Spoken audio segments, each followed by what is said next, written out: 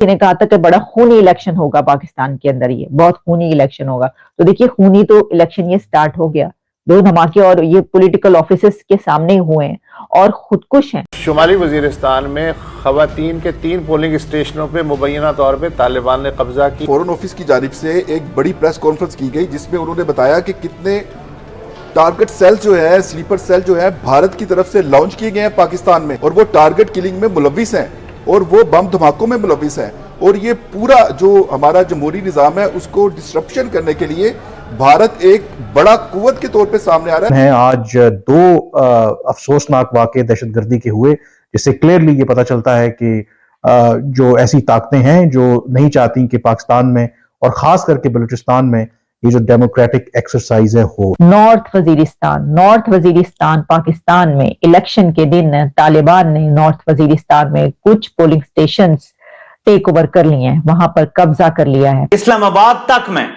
Polling station के अंदर नामालूम अफराद घुसे हुए हैं, ठप्पे लगा रहे हैं। इस्लामाबाद में ये हो रहा है 47-48 में। Taliban militants took over some polling stations in North Waziristan Pakistan में इलेक्शन के दिन तालिबान ने नॉर्थ वजीरिस्तान में। नमस्ते दोस्तों, जय हिंद किंग भारत न्यूज में आपका स्वागत है।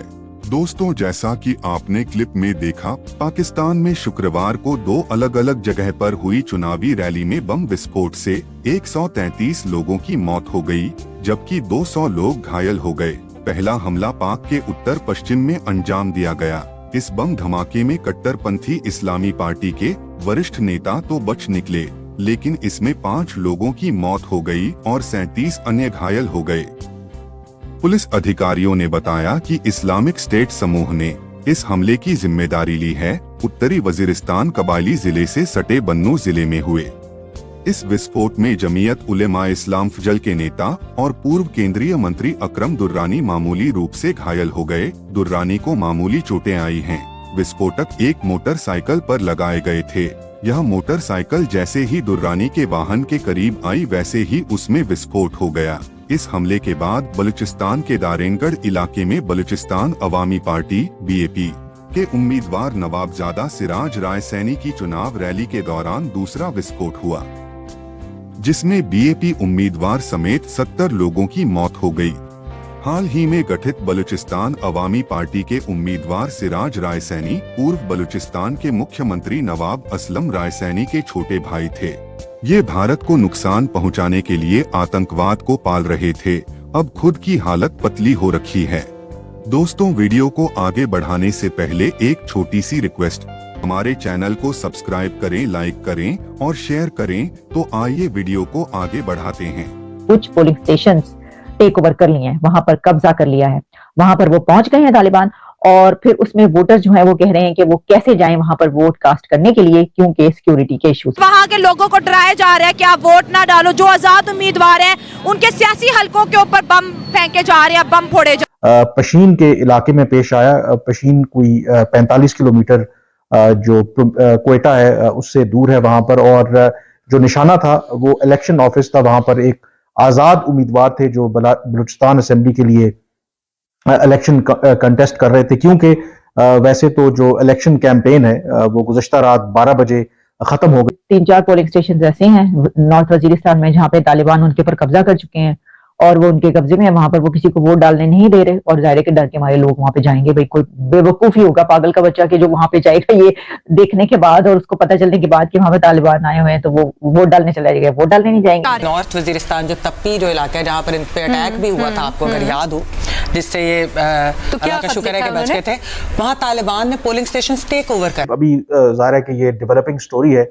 कम से कम 14 का नंबर आ रहा था। एक जगह पे तो 17 लोगों का भी कहा गया कि उसमें ये जहाँ भाग हुए हैं, जबकि 30 के करीब जो लोग हैं वो जख्मी हैं, कुछ जो है वो क्रिटिकल हैं और यकीनी तौर पर ये खदशा है कि अमवात में मजीद इजाफा हो सकता है। जो बताया जा रहा है कि ये खुदकुश हमला था और जो खुदकुश हमलावर था वो बाइक पर आया था। पाकिस्तान के जो चुनाव हैं वो रहते हैं फिक्स्ड, आर्मी चीफ डिसाइड करता है। जनरल आसिम मुनीर का फैसला है कि प्रधानमंत्री कौन बनेगा। अब तालिबान जो गवर्नमेंट है, आप अगर इसको देखें, तालिबान का इस स्टाइल को देखें, जो तालिबान की गवर्नमेंट है, उन्होंने कहा ऐसे हालात पैदा करो कि लोग हमारे पास आए।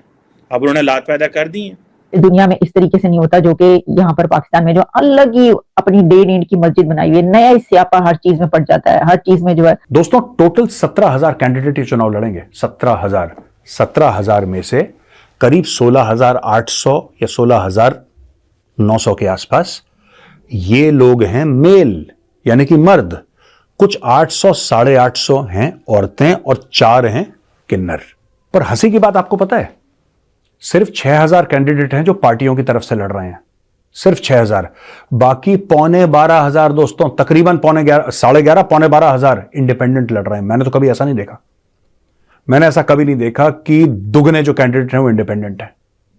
पार्टियों से ज्यादा अलाइनमेंट लोग होती है, इंडिपेंडेंट होते जरूर हैं, भारत में भी होते हैं, लेकिन पाकिस्तान में आप ये लगा लीजिए कि 2/3 कैंडिडेट इंडिपेंडेंट हैं और सिर्फ 1/3 जो हैं पार्टियों की तरफ से लड़ रहे हैं। वहां पे अमेरिका और यूनाइटेड नेशंस ने दोनों ने चिंता प्रकट करी है। उन्होंने बोला है कि पाकिस्तान में जो इलेक्शन का जिस लेवल का वायलेंस चल रहा है, इलेक्शन में जितने लोगों को मारा उठाया जा रहा है, जर्नलिस्ट को पीटा जा रहा है, तो वो कह रहे हैं कि साहब ये कैसे हो सकता है, आप कुछ करिए। वो सरकार को कह रहे हैं, गुहार लगा रहे हैं पाकिस्तान की सरकार से कि कुछ तो करिए, वायलेंस को कंट्रोल करिए। कितने लोग निपट गए, एक बॉम्ब ब्लास्ट हुआ 28 गायब, दूसरा बॉम्ब ब्लास्ट हुआ 3 गायब, कहीं पे 1 गायब। अच्छा इसको उठा लो, अच्छा उसको उठा। ये कौन है जो इमरान खान के फेवर में ज्यादा लिख रहा है अखबार में? उठाओ इसको जरा, इसके बीवी बच्चों को उठाओ। ये पाकिस्तान में चल रहा है। तो डर के मारे, खौफ से सब लोगों ने ये बोल दिया है कि पाकिस्तान तो वैसे दोस्तों देखिए साफ सीधी बात है, पाकिस्तान में कोई भी जाने का समय नहीं, कोई सीजन नहीं है पाकिस्तान में जाने का। पाकिस्तान में जो जाएगा वो बेवकूफ है, पाकिस्तानी खुद पाकिस्तान नहीं जाना चाहता, लेकिन खास तौर से मना कर रखा है कि इलेक्शन सीजन में तो मुंह बंद रखना। सारे फॉरेनर जितने भी एम्बेसी में लोग हैं सब चुपचाप बैठे हैं, कुछ नहीं पता, होटल में खाना खा रहा हो, मेज के नीचे से बम फटा, ग्रेनेड फटा, निपटा दिया आदमी को। दोस्तों इस प्रकार का वायलेंस, इस लेवल का वायलेंस पाकिस्तान में चल रहा है कि एम्बेसीज ने अपने लोगों को यह बोल दिया है कि सड़क पे मत जाना, बाजार पे मत जाना, कभी भी बम फूट सकता है, कुछ